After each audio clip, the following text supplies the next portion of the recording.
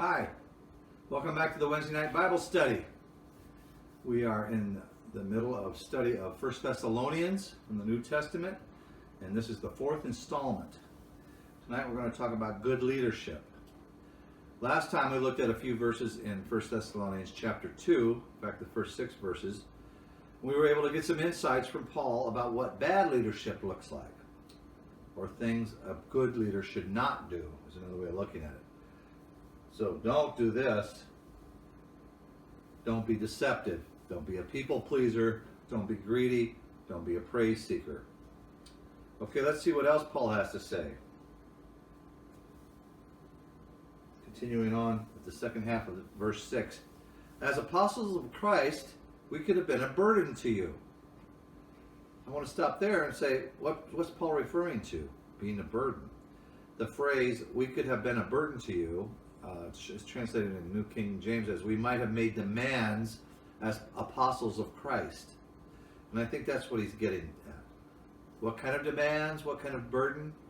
Paul writes about this burden at greater length in 1 Corinthians. So I'm going to have us look at that. 1 Corinthians chapter 9, verse 7. Who serves as a soldier at his own expense? Who plants a vineyard and does not eat of its grapes? Who tends a flock and does not drink of the milk? Do I say this merely from a human point of view? Doesn't the law say the same thing? For it is written in the law of Moses, do not muzzle an ox while it is treading out the grain. Is it about oxen that God is concerned? Surely, he says this for us, doesn't he? Yes, this was written for us, because when the plowman plows and the thresher threshes, they ought to do so in the hope of sharing in the harvest. If we have sown spiritual seed among you, is it too much if we reap a material harvest from you? If others have this right of support from you, shouldn't we have it all the more? And there's even more. But we did not use this right. On the contrary, we put up with anything rather than hinder the gospel of Christ. That's what he did with the Corinthians in Corinth. Don't you know that those who work in the temple get their food from the temple, and those who serve at the altar share in what is offered on the altar? In the same way, the Lord has commanded that those who preach the gospel should receive their living from the gospel. So Paul here is talking in 1 Thessalonians and also in 1 Corinthians. He's talking about being entitled to financial support for his ministry. Some would look at that as a burden. He is saying it's not a burden, it's part of the way that things should be. It's kind of God ordained. But Paul was so focused on his desire to spread the good news, he didn't want satisfying his needs to get in the way. So he says, we weren't a burden to you. Financial support might not have much application for you and me, but I want to suggest we make sure we're not a burden in other ways. So I'm going to add one more negative trait. Here's the don'ts we already have. We've seen don't be deceptive, a people pleaser, greedy, a praise seeker. And now let's add don't be a burden. As a leader, we want to focus on how we can help the other person, not on how the other person can help us with our needs and concerns. We may be called upon to help someone with their burdens and lead them to the conclusion that Christ is their ultimate solution. Putting the focus on ourselves could become a bad distraction. Having said that, there are times when self-disclosing our troubles is good. We can show empathy. We can show we have things in common. Bottom line, sharing our burdens can sometimes be good, but being a burden is never good. Okay, Paul continues. But now he reveals some positive characteristics or traits of leadership. I'm going to read verses 6 to 12 in its entirety, and then we'll study each part. Verse 6. As apostles of Christ, we could have been a burden to you, but we were gentle among you, like a mother caring for her little children. We love you so much that we were delighted to share with you not only the gospel of God. Mercy, stop. That's my doggie, Mercy. We love you so much that we were delighted to share with you not only the gospel of God, but our lives as well, because you had become so dear to us. Surely you remember, brothers, our toil and hardship. We worked night and day in order not to be a burden to anyone while we preach the gospel of God to you. You are witnesses, and so is God, of how holy, righteous, and blameless we were among you who believed. For you know that we dealt with each of you as a father deals with his own children, encouraging, comforting, and urging you to live lives worthy of God, who calls you into his kingdom and glory. So hopefully you picked up the feeling of positivity here. Let's look at these verses more closely, beginning with verse 7. We were gentle among you like a nursing. I put the word nursing in there because that is the, in the translation, the Greek word for would be a nursing mother, like a nursing mother caring for her little children. So the positive characteristic here is being sensitive to needs, like a nursing mother. Like I said, the Greek word for nurse or nursing has been removed from the translation, but I want to add it back in.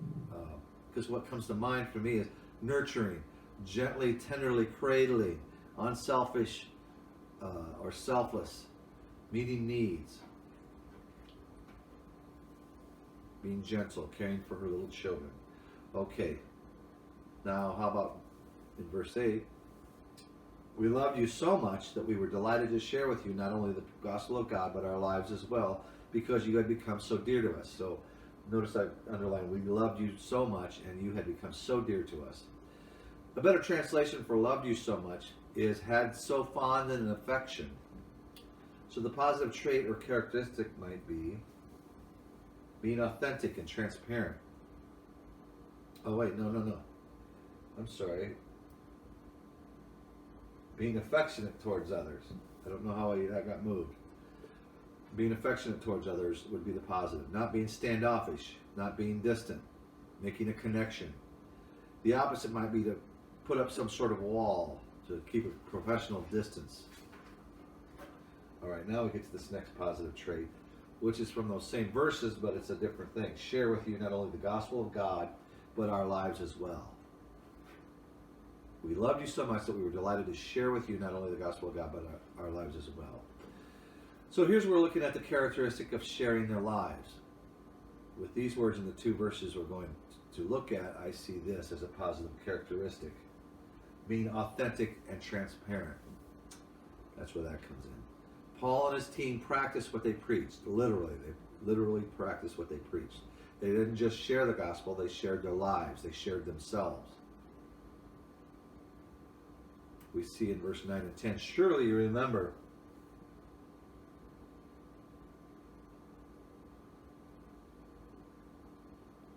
I'm just having a hard time here. Some of this is missing.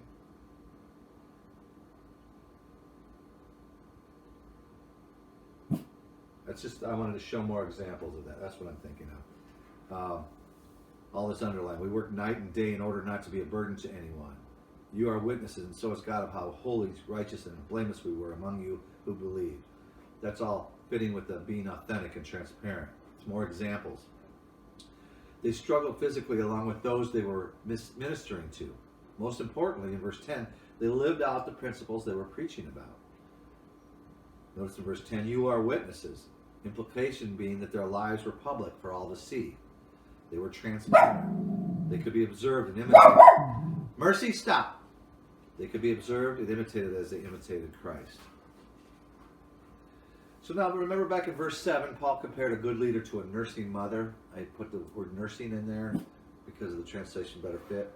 He next gives a nod to fathers in verse 11 and 12.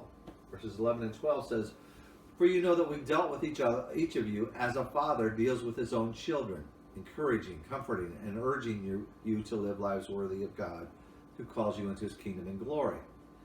So as a father deals with his own children, encouraging, comforting, and urging. From this we get the characteristic of being affirming. Encouraging, comforting, and urging.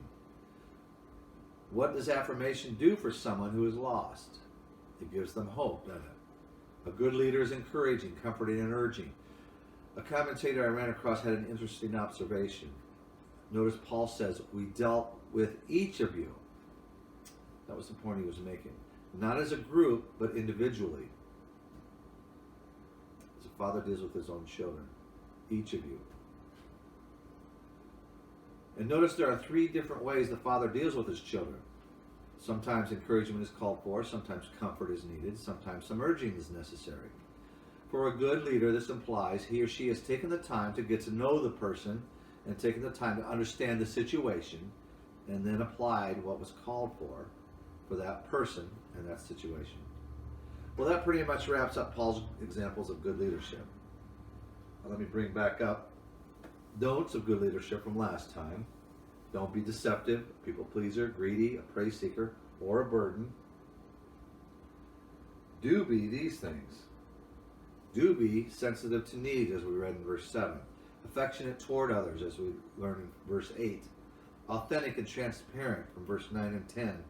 And affirming, from verse 11 and 12. So that's something to ponder on this week. Examples of good leadership in our leaders and then when we are leaders. Things to keep in mind. So, we'll continue, but until then, take care and may the Lord be with you.